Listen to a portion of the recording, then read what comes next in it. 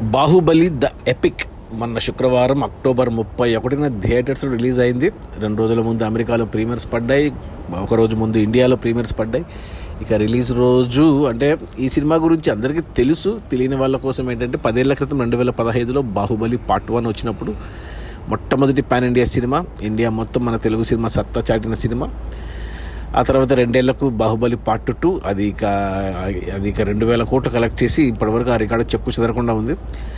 అలా మొదటి పార్ట్ 3 గంటల సినిమా, రెండవ పార్ట్ మరో 3 గంటల సినిమా, ఇలా 6 గంటల సినిమాని 10 ఏళ్ళ సందర్భంగా కలిపి ఒకే సినిమాగా 4 గంటల నిడివితో కట్ చేసి వదిలేరు. కొత్తగా ఏమంటారు, ఇప్పుడు రిలీజ్ ట్రెండ్ నడుస్తుంది కదా 2 ఏళ్ళ నుంచి. సో కొత్త టెక్నాలజీ యాడ్ చేసి కొత్త సౌండింగ్తో రిలీజ్ అయింది. ఇక సినిమాకు నెల నుంచి అంటే ఎప్పటి నుంచో హైప్ ఉంది. ఇక సినిమా రిలీజ్కి ఒక రోజు ముందు ఒక ఇంటర్వ్యూ వచ్చింది మన రాజమౌళి, రానా అండ్ ప్రభాస్ది. గంట సేపు ఉంది ఇంటర్వ్యూ. ఆ ఇంటర్వ్యూ ముందు చూడండి, ఎందుకు చేశారు, ఏమేమి చేశారు, ఎలా ట్రిమ్ చేశారు అని డీటెయిల్గా చెప్పాడు రాజమౌళి. ఎందుకంటే నాకు తెలిసి చాలామంది అంటే ఆల్మోస్ట్ ప్రతి ఒక్కరు చూసింటారు బాహుబలిని.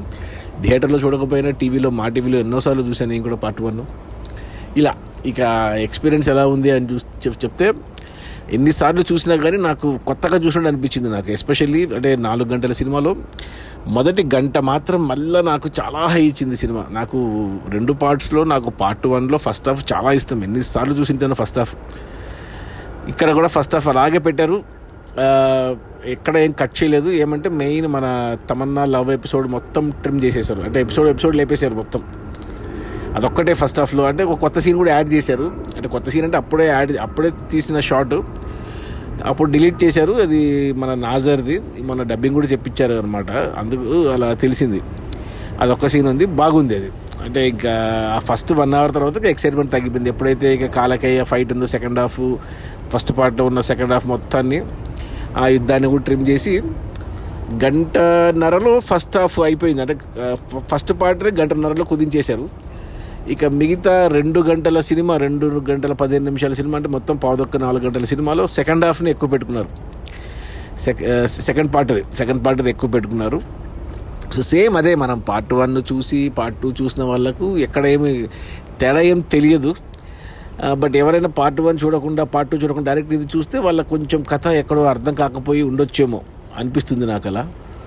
సో ఎవరైనా ఈ సినిమా చూడాలనుకుంటే బాహుబలి ద ఎపిక్ పార్ట్ 1 చూసిన వాళ్ళు, పార్ట్ 2 చూసిన వాళ్ళు ఇంకోసారి ఫ్యామిలీతో హ్యాపీగా థియేటర్లో 4 గంటలు ఎలా గడిచిపోతాయో తెలీదు, అలా గడిచిపోతాయి.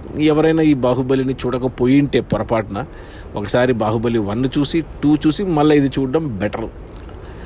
నాకైతే మళ్ళీ అంటే చెప్పాను కదా, 4 గంటల సినిమాలో మొదటి గంట బాగా నచ్చింది. తర్వాత ఇంకా ఆసక్తి సన్నగిల్లుతూ వచ్చింది, ఇంకా త్వరగా అయిపోతే బాగుండు అనిపించింది. కానీ అక్కడక్కడ చాలా హై మూమెంట్స్ ఉన్నాయి కదా, అవన్నీ మళ్ళీ హై మూమెంట్స్ ఇచ్చాయి బాగా.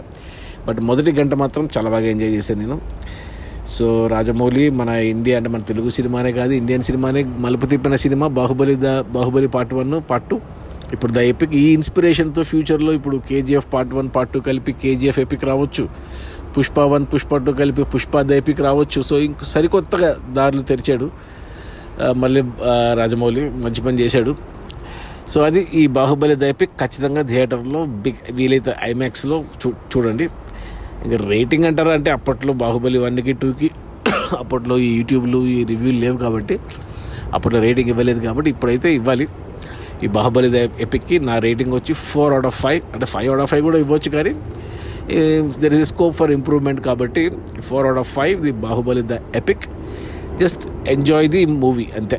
Okay, bye.